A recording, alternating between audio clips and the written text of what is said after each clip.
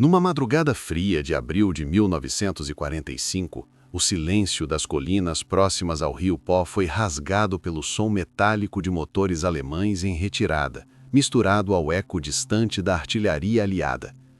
Entre vilas destruídas e estradas cobertas de lama, um pelotão brasileiro avançava cauteloso, sabendo que, em algum ponto à frente, havia uma força inimiga muito maior tentando escapar em direção ao norte da Itália.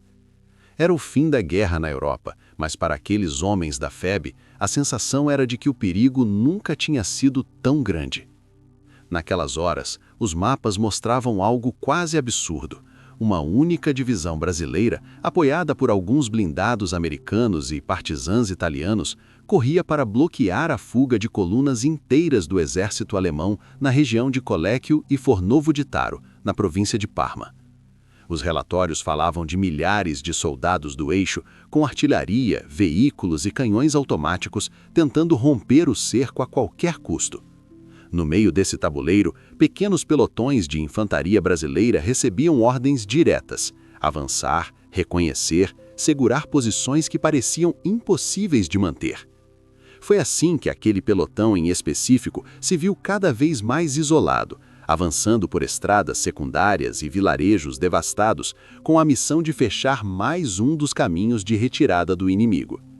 À distância, conseguiam ver os clarões das batalhas em Collecchio, onde os brasileiros já tinham enfrentado elementos da 90ª Divisão Panzergrenadier, capturando centenas de prisioneiros à custa de baixas dolorosas. Eles sabiam que, se deixassem passar aquela coluna que se aproximava, toda a manobra poderia ruir.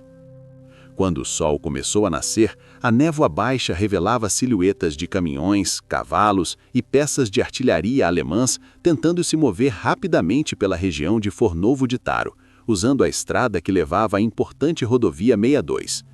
O pelotão brasileiro, em número reduzido, recebeu a ordem de se infiltrar e manter contato, enquanto os batalhões principais se reposicionavam para o cerco definitivo.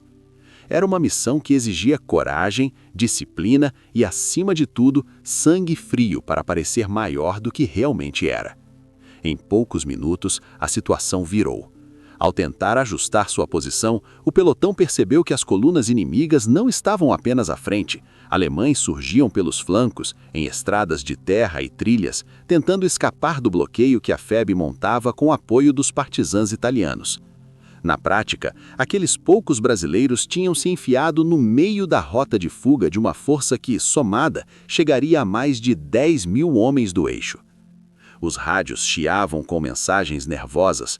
Em outros pontos da linha, os comandos brasileiros sabiam que precisavam ganhar tempo para completar o cerco e posicionar a artilharia. A ordem para os pequenos destacamentos avançados era clara e brutal: manter contato, mostrar presença, pressionar os alemães a acreditar que estavam diante de uma força muito maior enquanto o anel se fechava. Para aquele pelotão cercado, isso significava uma coisa só: resistir, mesmo quando tudo indicava que estavam numericamente condenados. À medida que os veículos alemães se acumulavam nas estradas estreitas, o som de tiros esparsos, rajadas e explosões começou a confundir a percepção do inimigo. Os brasileiros usavam cada casa em ruínas, cada curva de estrada, cada elevação do terreno para atirar, recuar alguns metros e reaparecer em outro ponto, dando a impressão de que havia muito mais soldados espalhados pelas colinas. Era um jogo perigoso. Se os alemães descobrissem o tamanho real daquela força, poderiam esmagá-los sem piedade. Na retaguarda, oficiais brasileiros já falavam em fechar a bolsa sobre as unidades da 148ª Divisão de Infantaria Alemã e seus aliados italianos, preparando o ultimato que seria apresentado em Fornovo di Taro. Mas na linha de frente, tudo o que aquele pelotão sabia era que estava cercado, com munição contada e uma responsabilidade desproporcional nas costas. Se falhassem, milhares de nazistas poderiam escapar. Se resistissem, abririam o caminho para uma das rendições mais impressionantes da campanha da Itália. O que eles não imaginavam naquele início de manhã era que a mesma tropa alemã que os confinava entre estradas e vales estreitos, em questão de horas, estaria fazendo algo impensável: pedindo aos brasileiros as condições para se render. A inversão completa dessa relação de força começaria a ser construída justamente ali, com um pelotão que sumiu no meio de milhares de inimigos, mas se recusou a recuar. Quem eram aqueles pracinhas? Origem, treinamento apressado e a fama inesperada dos cobras fumantes. Aquele pelotão cercado nas colinas italianas não era formado por soldados profissionais criados em academias militares europeias. Eram, na maioria, jovens vindos de todas as regiões do Brasil, muitos deles filhos de agricultores, operários, comerciários e funcionários públicos que poucos anos antes jamais teriam imaginado que cruzariam o Atlântico para enfrentar nazistas em solo estrangeiro. Havia sotaques diferentes, histórias de vida completamente distintas, mas todos vestiam o mesmo uniforme verde-oliva e carregavam o mesmo símbolo no ombro, a cobra fumando. O emblema, uma cobra verde de capacete fumando um cachimbo, nasceu de uma provocação que circulava no Brasil antes da guerra. Dizia-se que era mais fácil uma cobra fumar do que o Brasil entrar na guerra, numa época em que muitos não acreditavam que o país realmente enviaria tropas para lutar na Europa.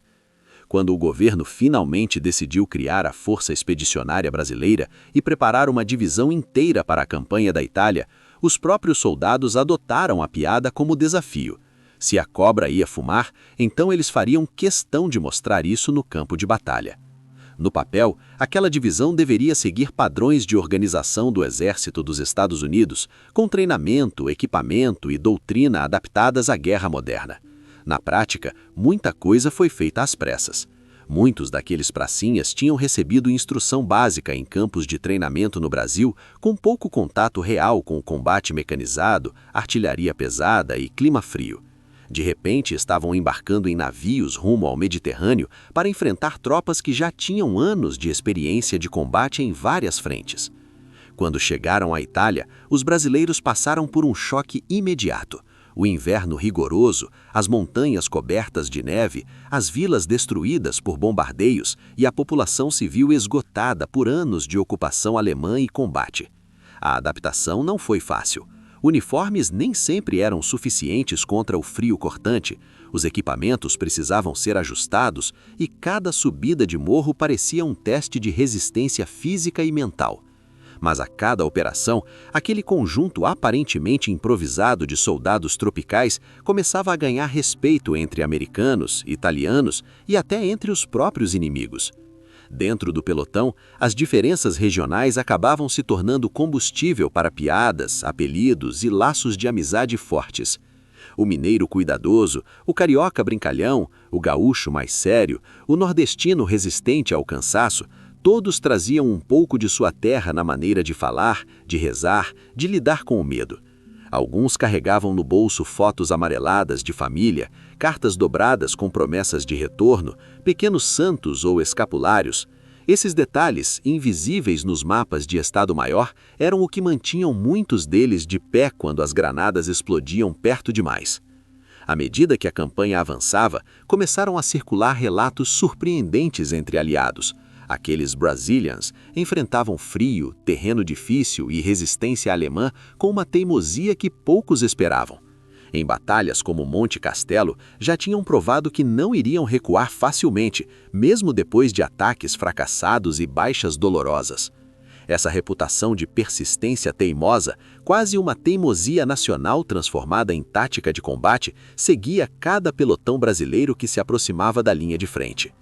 No caso específico do pelotão cercado, muitos ali já tinham sobrevivido a noites de bombardeio, patrulhas arriscadas e avanços sob fogo de metralhadora nos montanhos dos Apeninos. Não eram mais recrutas assustados, tinham visto companheiros caírem, tinham sentido na pele o peso da responsabilidade de ocupar uma posição e não abandoná-la custe o que custasse. A experiência não os tornava imunes ao medo, mas ensinava algo ainda mais importante, que o medo podia ser empurrado para o fundo da mente enquanto a missão exigisse foco. Havia também um elemento de orgulho silencioso. Eles sabiam que para muitos estrangeiros, o Brasil era visto como um país distante, tropical, sem tradição nas grandes guerras europeias. Cada passo dado na lama italiana parecia carregar um peso simbólico, mostrar que o país era capaz de lutar ombro a ombro com as grandes potências aliadas. Para aqueles homens, prender uma divisa no ombro, subir na caçamba de um caminhão rumo à frente ou ocupar um casebre em ruínas como posição de tiro era, de certa forma, escrever o nome do Brasil numa história que por muito tempo tinha ignorado o que vinha do Sul. Entre eles, circulavam histórias de encontros com civis italianos que, ao saberem que eram brasileiros, demonstravam surpresa e curiosidade. Muitos italianos esperavam encontrar soldados brutais de qualquer nacionalidade depois de anos de terror nazista e fascista. Em vez disso, encontraram rapazes que dividiam comida, tentavam aprender palavras no idioma local, jogavam futebol em intervalos raros e sorriam sempre que possível, apesar da sujeira, do cansaço e do risco constante. Essa imagem do soldado e do ser humano por trás do fuzil ajudava a consolidar uma fama peculiar,